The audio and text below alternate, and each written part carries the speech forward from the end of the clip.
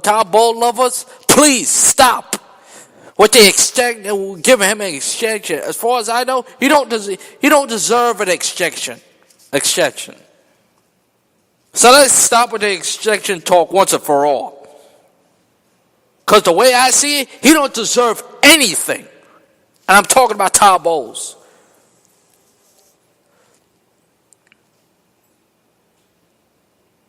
And it's a typical Jets. Every year, every time they give you, listen, I touch on it time and time again. The Jets were supposed to win. The Jets were supposed to go anywhere anyway. They were supposed to win at least win at least 1 or 2 games, or probably none if that's the case. They're supposed to be where the Cleveland Browns are, but they overachieve. They won 5 games. They hype everybody up that, hey, this team could actually be a playoff team.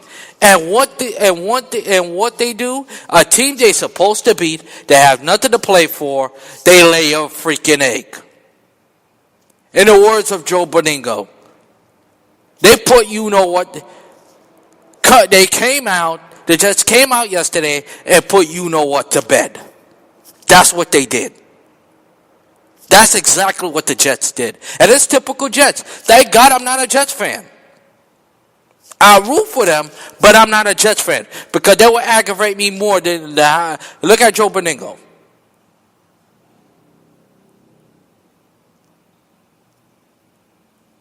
They aggravate you. This team aggravates you more and more and more. And for once this year, the Giants join you. These both New York football teams are a disaster to watch. And guess what? I'm going to keep watching because I am a football fan. Hell and high water, I will still watch the Giants or the Jets. I have more of a love affair for the Giants than the Jets, I have to admit. But as far as the New York team's concerned in football, they were unwatchable. Both of them. At least one was competitive. The other was a total disaster.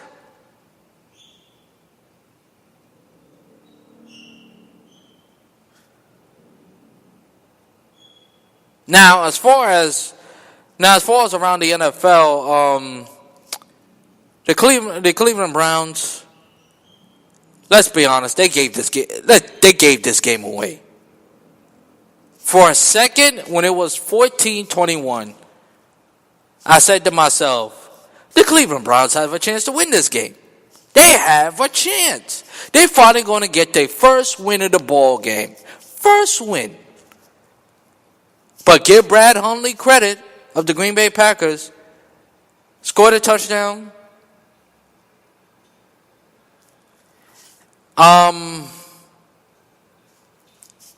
In the last second, now this is me, why they did not go for the field goal. I understand it's tied. I understand you're going to play for overtime. But in overtime, you can't take that for granted. You can't always play for overtime, folks. You got to go for the win. Especially the year, no team have a worse season than the Cleveland Browns. They got to go for the win. You have Green Bay fighting for their playoff life. You have to to me, you have to go for the win. And that's been the problem with the Cleveland Browns. They play too conservative. Now, an exception. Yesterday, they played great. Shair played great, I have to admit. But you still got to come up with the win. And of all the losses they have, Cleveland, this is the one that hurts the most. This is the one that hurts the most because you gave this game away. And Aaron Rodgers wasn't the quarterback.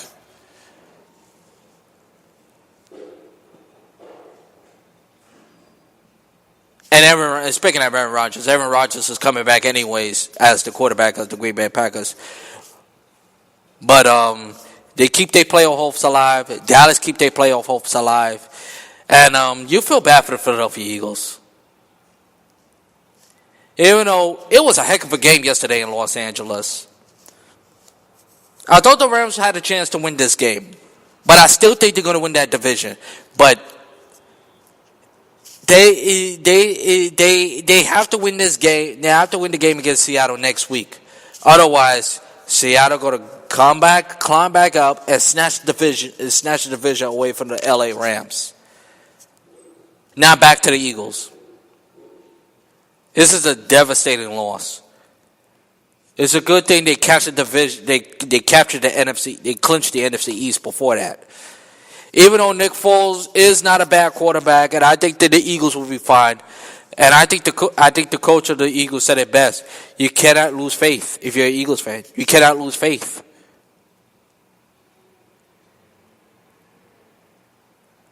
You got to come out with that same mentality like you did against that Rams game, against the Giants, because we all know when it's rivalry games, especially division rivals, throw that out the window. It doesn't mean anything.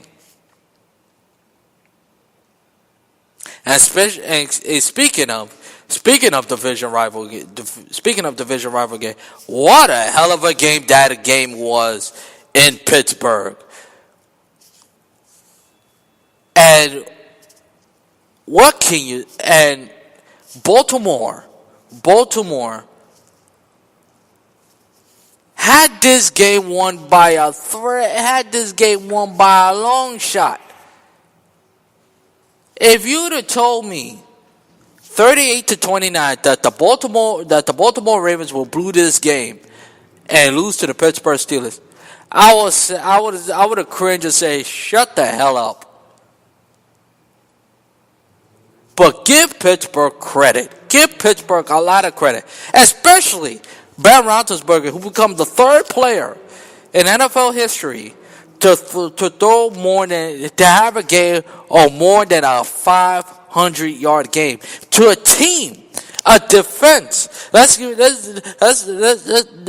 not forget about the Baltimore Ravens. Baltimore Ravens is known for their physical defense and still the best defense in the National Football League. One of the best defense in the National Football League. And they haven't give up, throughout the whole entire year, they haven't give up a 300-yard, give a quarterback who throw for 300 yards or more until yesterday. And Ben Roethlisberger carved them apart. Even though they gave Ben Roethlisberger hell. And you know who else helped him out? And also the best wide receiver in the game, Antonio Brown, who shows you why he's the best wide receiver in the game. Best wide receiver in the game today. He was all over the ball. All over the ball. Because if they would have had Antonio Brown, Pittsburgh would have lost that game by far. But the defense did stood tall. This stood tall in the end of the game. I give them credit for that. Even though Collins was having their way at Pittsburgh, towards the end of the third quarter to the fourth quarter, rushed for 142 yards. And you know Pittsburgh running game is they don't give up a lot of yards since the Jaguars game. And since the Jaguars game, the Pittsburgh Steelers has been on fire. And for that they clinched the NFC North, and they have a big matchup against New England next week. And that is going to be all for the marbles. Who gets a first round bye? And that will set up the AFC playoff picture. But a winter wonderland happened in West Buffalo, as if you're a football fan in general, two games you love. The game I'm gonna talk about in a couple of minutes from now, and this game which was the Buffalo Bills against the Indianapolis Colts, that game went into overtime, and Anna Vinatieri missed the kick, missed the extra point, the kick that made him famous, let's be honest, against the Raiders. A couple of years later, kicked the ball that was wide left, or wide right, I should say. Wide right, I should say. And then he kicked the extra point that looked like it was going to miss, and it just sneaking in for an extra point, and it's good. And then Tyrod Taylor keeping the Buffalo Bills playoff hopes alive, and right now have the 6th seed as they speak, has the final playoff spot. If the regular season ended today, Buffalo will be in the playoffs, and Buffalo look to end a 19-year skid of making the playoffs. But either way, it was a fun game to watch. Too bad I didn't see it in my local area. I was stuck with the Giants-Cowboys game, and I don't know why it didn't snow that hard in East Waterford, New Jersey. But no one circled the wagons like Buffalo as Deshaun McCoy run for that game winning touchdown in overtime. In overtime. And real quickly, if speaking of the Cleveland, as far as the Cincinnati Bengals, it's time for Marvin Jones to go. It is time for him to go. His team, not only the Cincinnati Bengals are no discipline whatsoever, but to lay an egg like that against a lousy Bears team. The Cincinnati Bengals had one of their worst home losses in quite some time to the Chicago Bears. I don't remember what was the score. I know it was like, if I remember correctly, it's 33-7 at home. It's not like the game was at Soldier Field. The game was at your building. That is remarkable when you stop and think about it. And to play like that, to play like a bunch of shenanigans. Oh, you know what? I am tired of Marvin Jones. Honestly, if you're Cincinnati, you got to say to yourself, you know what, Marvin Jones, out. But then again, who's gonna coach this fiasco? Really?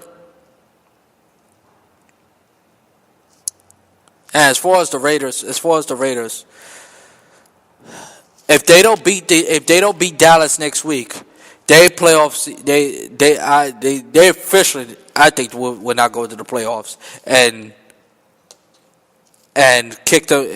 get themselves out of harm's way. As the Chiefs hold on to that AFC West division as they get a big battle against the LA Chargers. And by the way, I said it before, I say it again, the Chargers should move back to San Diego. The LA Chargers do not fit. Saying the Los Angeles Chargers did not fit in my eyes. But the Chargers are playing solid football. Really solid football as they beat the Washington Redskins by the score of 31-10 was the final. And Phillip Rivers is having a resurrective year and is playing phenomenal football. Him and the Chargers. I think they have a winning streak of 3 games or 4 games or something right around there. But the Chargers are just playing sensational football as Saturday night, and they should be televised on NBC. Televised on NBC as well, not just the NFL Network. But if you have Prime, I think it's on Prime Video as well, but it's only on the NFL Network, as the Chargers and the Chiefs, which is a big battle on Saturday night as Week 15 is almost down the stretch they come for the NFL.